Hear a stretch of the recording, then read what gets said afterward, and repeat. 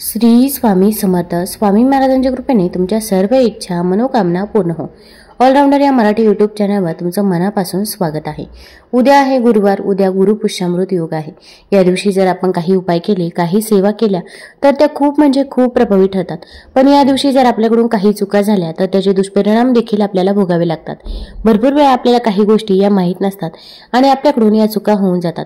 अगदी आपण जाणून बुजून तर या चुका करत नाही, पण आपल्याकडून या चुका झाल्यामुळे आपण जी काही मेहनत करतो किंवा जी काही पूजा करतो, सेवा करतो, तर त्याचे फळ आपल्याला मिळत नाही. उलट दुष्परिणाम हे भोगावे लागतात.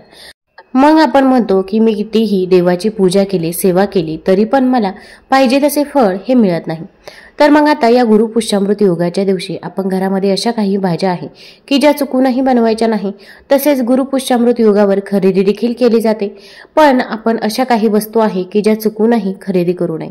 त्या वस्तू जर खरेदी केल्या तर आपल्या घरामधील माता लक्ष्मी ही निघून जात असते. तसेच या दिवशी आपण आपल्या घरामधील अशा काही वस्तू आहे की ज्या चुकूनही कोणाला द्यायच्या नाही. आपण जर त्या वस्तू कोणाला दिल्या तर आपल्या घरामध्ये माता लक्ष्मी ही निघून जाते व आपल्या घरामध्ये गरिबीही येत असते. तर या दिवशी काय करावे व काय करू नये याच्याबद्दलची माहिती मी आज तुम्हाला या व्हिडिओमधून देणार आहे. तत्पूर्वी तुम्ही ऑलराऊंडर या मराठी यूट्यूब चॅनलमध्ये नवीन असाल तर चॅनल लाईक करा आणि सबस्क्राईब देखील करा. तसेच कमेंटमध्ये श्री स्वामी समर्थ लिहायला विसरू नका, जेणेकरून आपल्याला देखील स्वामी महाराजांचा आशीर्वाद हा प्राप्त होईल. पुष्य नक्षत्र गुरुवारी आल्यास त्या योगाला गुरुपुष्यामृत योग असे म्हणतात. विवाह वगळता सर्व मंगल कार्यांसाठी हा योग शुभ समजला जातो. या योगावर सुवर्ण खरेदी केली असता त्याची वृद्धी होते अशी मान्यता आहे. सोने घरी आणल्यानंतर ते देवघरात देवापुढे ठेवून महालक्ष्मीची पूजा करावी. त्यामुळे हे सोने अक्षय टिकते व वाढते देखील.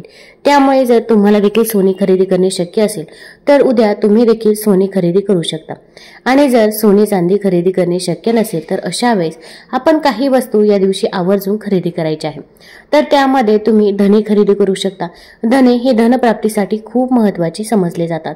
आपण धने खरेदी करू शकता. तसेच माता लक्ष्मीला कवडी ही अत्यंत प्रिय आहे. जेव्हा समुद्र मंथन झालं होतं त्यासोबत कवडी देखील आली होती. त्यामुळे कवडीला माता लक्ष्मी स्वरूप समजलं जातं. त्यामुळे आपण कवडी देखील खरेदी करू शकता. अगदी तुम्ही पिवळ्या रंगाची कवडी खरेदी केली तर अतिउत्तम. तसेच आपण या दिवशी सैंधव मीठ देखील खरेदी करू शकता. तसेच पिवळी मोहरी देखील खरेदी करू शकता. पिवळी मोहरी ही नकारात्मकता दूर करण्याचं काम करत असते. आता या ज्या काही वस्तू आपण खरेदी करणार आहोत तर त्या खरेदी केल्यानंतर सर्वात प्रथम घरी आणल्यानंतर आपण त्या देवापुढे ठेवायच्या आहे, माता लक्ष्मी पुढे ठेवायच्या आहे. त्यानंतर आपण देवघरामध्ये दिवा लावायचा आहे, तुळशीजवळ एक दिवा लावायचा आहे आणि आपण या वस्तू ठेवल्यानंतर महालक्ष्मी अष्टकम 11 वेळा पठण करायचं आहे. तसेच आपण श्री सुक्तमचं देखील पठण करायचं आहे. आणि यानंतर या वस्तू आपण थोड्या वेळ तिथे ठेवायच्या आहे आणि नंतर त्या तुम्ही वस्तू वापरू शकता. तसेच धने अगदी तुम्ही तुमच्या पॉकेटमध्ये, पर्समध्ये, लाल रंगाच्या कपड्यामध्ये बांधून ठेवू शकता. यामुळे आपली धनप्राप्तीची इच्छा ही पूर्ण होत असते व आपल्या घरामध्ये देखील पैसा हे येत असतो. तसेच अगदी तुम्ही तुमच्या तिजोरीमध्ये देखील हे धने ठेवू शकता. अगदी कवडी देखील तुम्ही तुमच्या तिजोरीमध्ये ठेवू शकता. आणि सैंधव मीठाचा वापर आपण घरामध्ये करायचा आहे. तसेच जी काही पिवळी मोहरी आहे तर जेव्हा पण आपण घरामध्ये कापुरासोबत काही वस्तू जाळत असतो त्यासोबत आपण पिवळी मोहरी देखील टाकायची आहे. यामुळे नकारात्मकता ही दूर होत असते व आपल्या घरामध्ये सकारात्मक ऊर्जेचा संचार हा होत असतो. या दिवशी सोन्यासोबतच चांदी, घर, वाहन इत्यादी गोष्टींच्या खरेदीसाठी हा योग खूप शुभ समजला जातो. गुरुपुष्यामृत योगावर कोणत्याही नवीन कामाची सुरुवात जसे की व्यापार, व्यवसाय, उद्योग सुरू करणे, बंद पडलेले काम पुन्हा सुरू करणे, गुंतवणूक करणे, दानधर्म करणे हे हमखास यश मिळवून देणारे असतात. हिंदू धर्मशास्त्रात काही ठिकाणी पितृपक्षामध्ये ही कामं केली जात नाही, कारण की पितृपक्षामध्ये आता गुरुपुष्यामृत योग आलेला आहे. पण असे म्हणतात की जर आपण पितृपक्षामध्ये एखादी वस्तू खरेदी केली तर नक्कीच आपल्यावरती पूर्वजांचा आशीर्वाद आहे. त्यामुळेच आपल्याला हे खरेदी करणे शक्य होत आहे. त्यामुळे जर तुम्हाला खरेदी करणे शक्य असेल तर आवर्जून निसंकोच बाळगता तुम्ही या दिवशी घर, वाहन या वस्तू नक्कीच खरेदी करू शकता. हिंदू धर्मशास्त्रामध्ये गुरुवारचा दिवस धार्मिक व मंगल कार्य करण्यासाठी खूपच शुभ समजला जातो. पुष्य नक्षत्र हे सर्व प्रकारचे शुभ कार्य करण्यासाठी अत्यंत शुभ समजले जाते. पुष्य नक्षत्राला सर्व नक्षत्रांचा राजा देखील मानले जाते. जेव्हा गुरुवार आणि पुष्य नक्षत्र हे एकत्र येतात त्यातून जो अद्भुत गुरुपुष्यामृत योग निर्माण होतो तो कोणत्याही कार्यात यश मिळवून देणारा ठरतो. या दिवशी अनेक साधक देवी लक्ष्मीची पूजा करतात. या दिवशी देवी लक्ष्मीची पूजा केल्याने लक्ष्मीची कृपा प्राप्त होते, घरातून दारिद्र्य निघून जाते। सकाळी आणि संध्याकाळी देवी लक्ष्मीसमोर शुद्ध साजूक तुपाचा दिवा लावत आपण पूजा आवर्जून करावी। या दिवशी कोणत्याही महत्त्वाच्या कामामध्ये यश मिळवायचे असल्यास आपल्या कुलदैवतेची मनोभावे पूजा करावी, काम हे यशस्वी होतेच। या दिवशी आपण कुलदेवीची सेवा करायला तसेच आपल्या पूर्वजांची आपल्या पितरांची सेवा करायला हे विसरायचं नाही। गुरुपुष्यामृत योग पूजा, मंत्र, तंत्र, संकल्प साधना, जप तप करण्यासाठी अतिउत्तम दिवस मानला जातो। गुरुपुष्य योगावर दान पुण्य करण्याला देखील खूप महत्त्व आहे। या दिवशी नवीन कपडे, फळे, धान्य, पादत्राणे आणि यथाशक्ती पैसे गरीब व गरजू लोकांना दान करावेत। गायीला हिरवा चारा खाऊ घालावा किंवा गोशाळेमध्ये चारा द्यावा। या दिवशी मंदिरात पूजा साहित्य अर्पण देखील तुम्ही करू शकता, हे देखील आपल्यासाठी अत्यंत शुभ ठरेल। लक्षात ठेवा, पुष्य नक्षत्र विवाहास वर्ज्य असते, म्हणून गुरुपुष्यामृत योगावरती विवाह करू नये। गुरुपुष्यामृत योगाच्या दिवशी आपण सकाळी लवकर उठायचं आहे, अगदी तुम्ही ब्रह्ममुहूर्तावरती उठलं तरी पण चालेल। आता या दिवशी आपण शुभ रंगाचे वस्त्र परिधान करायचे आहे, विशेषतः या दिवशी तुम्ही पिवळ्या रंगाचे वस्त्र परिधान करावे। पिवळा रंग हा भगवान विष्णूंना व माता लक्ष्मीला देखील अत्यंत प्रिय आहे, तसेच पिवळा रंग हा आपला गुरुग्रह देखील बळकट करत असतो। आता पिवळ्या रंगाचे वस्त्र नसतील तर जेव्हा आपण पूजा सेवा करत असतो तेव्हा आपल्यासोबत पिवळ्या रंगाचा रुमाल आपण आवर्जून ठेवायचा आहे। पिवळ्या रंगाचे वस्त्र जर तुमच्याकडे नसतील तर अशा वेळेस तुम्ही गुलाबी, लाल, हिरव्या रंगाचे वस्त्र परिधान करू शकता।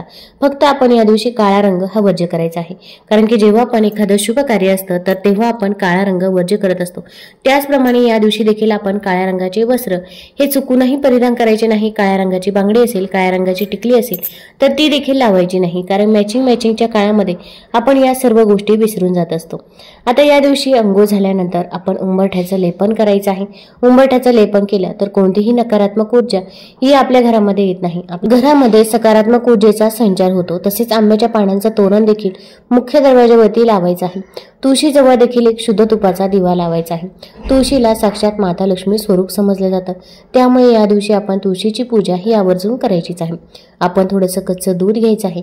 आता या दुधामध्ये आपण चिमूटभर हळद टाकायची आहे आणि हे कच्चं दूध आणि हळद तुळशीला अर्पण करायचं आहे। अर्पण करत असताना आपण ओम नमो भगवते वासुदेवाय, ओम नमो भगवते वासुदेवाय या मंत्राचा जप करायचा आहे।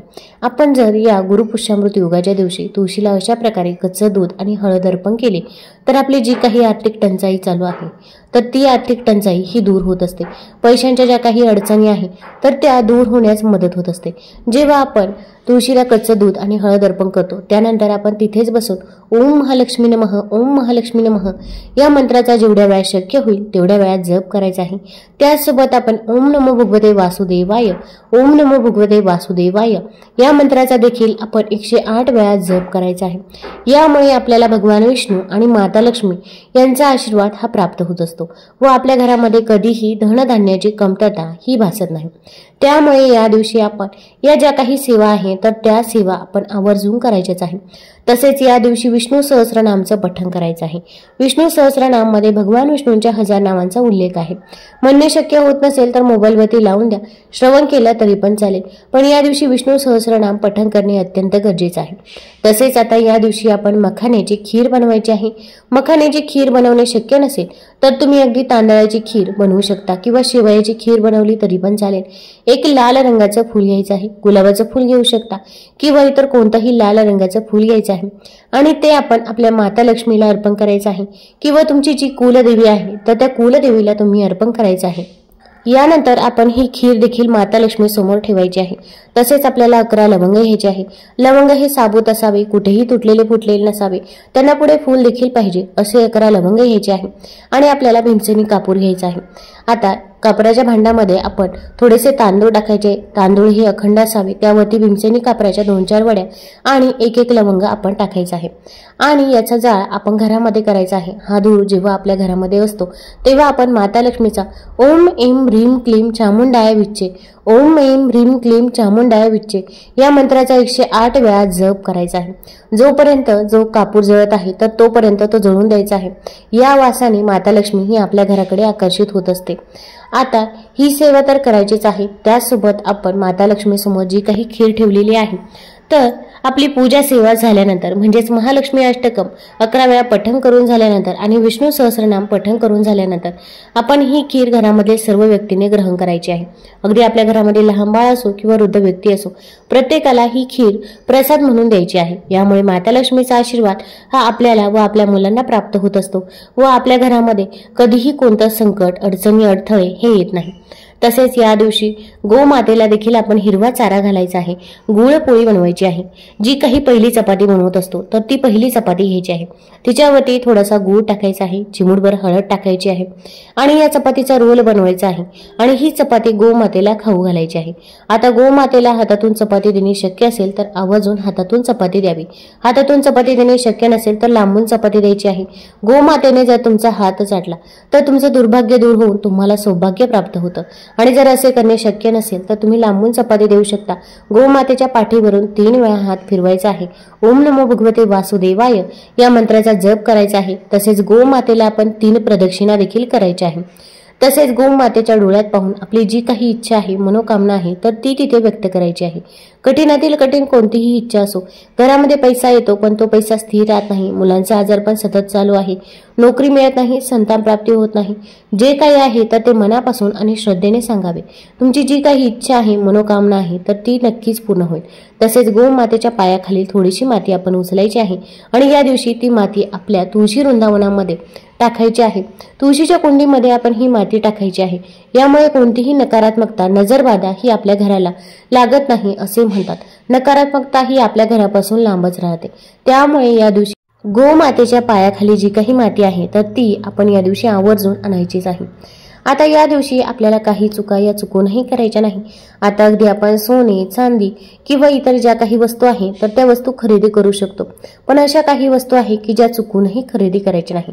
तर त्यामध्ये ज्या काही धारदार वस्तू आहे, चाकू असेल, सुरी असेल किंवा अगदी टोकदार वस्तू असेल, सुई असेल किंवा इतर कोणत्याही टोकदार वस्तू असतील तर त्या टोकदार वस्तू आपण खरेदी करायच्या नाही। चाकू, सुरी देखील खरेदी करायचे नाही, याची आपल्याला काळजी घ्यायची आहे।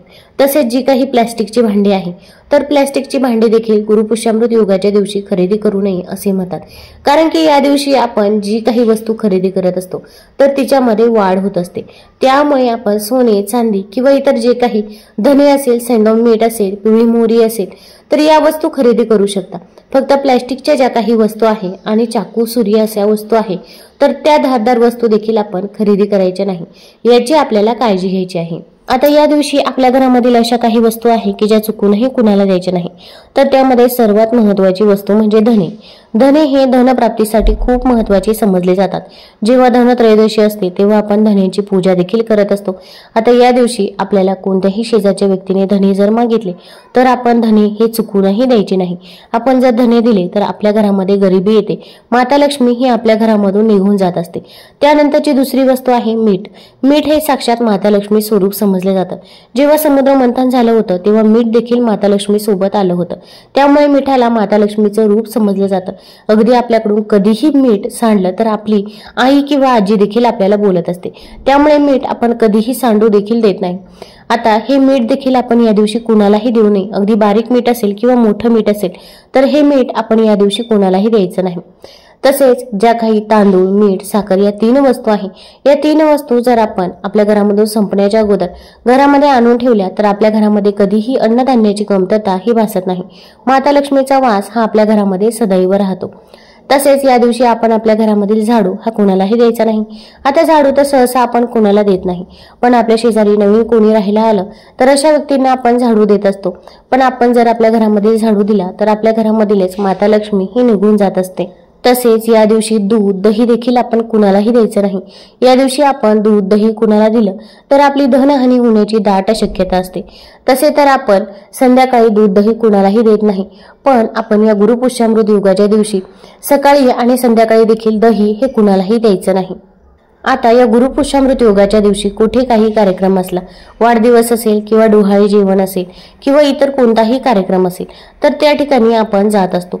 तर अशा वेळेस माता लक्ष्मी स्वरूप ज्या काही वस्तू आहे, माता लक्ष्मीची मूर्ती असेल, माता लक्ष्मीचा फोटो असेल तर ते आपण चुकूनही कुणाला द्यायचं नाही। तुम्ही इतर कोणतीही वस्तू देऊ शकता, अगदी शोच्या वस्तू देऊ शकता किंवा अगदी तुम्ही वस्त्रदान करू शकता, पण या वस्तू तुम्ही चुकूनही द्यायच्या नाही। तसेच घड्याळ देखील देऊ नये, कारण की घड्याळ ही चांगली वेळ व वाईट वेळ दर्शवत असते. त्यामुळे घड्याळ कधीही कुणाला भेटवस्तू म्हणून चुकूनही द्यायचं नाही. तसेच आपल्या आसपास असे काही व्यक्ती असतात की ते नेहमी दुष्कृत्य करत असतात किंवा इतरांबद्दल नेहमी वाईट बोलत असतात, पण ते व्यक्ती आपल्यासोबत चांगले बोलतात, चांगले राहतात, म्हणून आपण त्या व्यक्तींच्या संगतीत राहत असतो. पण या दिवशी अशा व्यक्तींच्या इथे चुकूनही जेवण करायचे नाही. आपण जर त्यांच्या इथे जेवण केलं तर आपण देखील पापाचे भागीदार होत असतो. त्यामुळे या गोष्टीची आपल्याला काळजी घ्यायची आहे. आता या दिवशी मांसाहार हा चुकूनही करायचा नाही, कारण की पितृपक्ष चालू आहे आणि नंतर थोड्याच दिवसात नवरात्र सुरू होणार आहे. त्यामुळे भरपूर व्यक्ती अगदी पितृपक्षामध्ये देखील आपले पितर झाले आहे म्हणून ते मांसाहार करत असतात. पण गुरुवारी गुरुपुष्यामृत योगाच्या दिवशी मांसाहार हा चुकूनही करायचा नाही. आपण जर असे केले तर आपण जी काही पूजा केली, सेवा केली, तर त्या पूजेचे फळ हे आपल्याला मिळत नाही. तसेच अगदी बाहेरून एखादी व्यक्ती, घरातीलच व्यक्ती बाहेरून जेवण करून आली, मांसाहार करून आली, तरी पण आपण जी काही पूजा केली, सेवा केली, तर त्या पूजेचे फळ हे आपल्याला मिळत नाही. त्यामुळे घरातील व्यक्तींना देखील हे सांगून ठेवायचं आहे. तसेच आता या दिवशी आपण कांदा लसूण हा देखील वर्ज्य करायचा आहे, कारण की कांदा लसूण हा तामसिक आहारामध्ये मोडला जातो. अगदी बुधवारच्या रात्री देखील कांदा लसूण आपण खायचा नाही आणि गुरुवारी सकाळी आणि संध्याकाळी देखील आपण कांदा लसूण हा पूर्णपणे वर्ज्य करायचा आहे. आता या दिवशी आपल्याला काही भाज्यांचे सेवन करायचे नाही, तर यामध्ये प्रामुख्याने आपण कोबीची भाजी बनवायची नाही. त्याचसोबत आपण वांग्याची भाजी देखील बनवायची नाही आणि मसूर डाळ बनवायची नाही. या 2 भाज्या आणि मसूर डाळ या पितृपक्षाच्या काळामध्ये देखील आपण बनवू नये आणि गुरुपुष्यामृत योगाच्या दिवशी आपल्याला चुकूनही बनवायचे नाही. तुम्हाला जर हा व्हिडिओ आवडला असेल तर आपल्या ऑलराऊंडर या चॅनल लाईक करा, सबस्क्राईब करा आणि आपल्या मित्रपरिवारासोबत जरूर शेअर करा. धन्यवाद.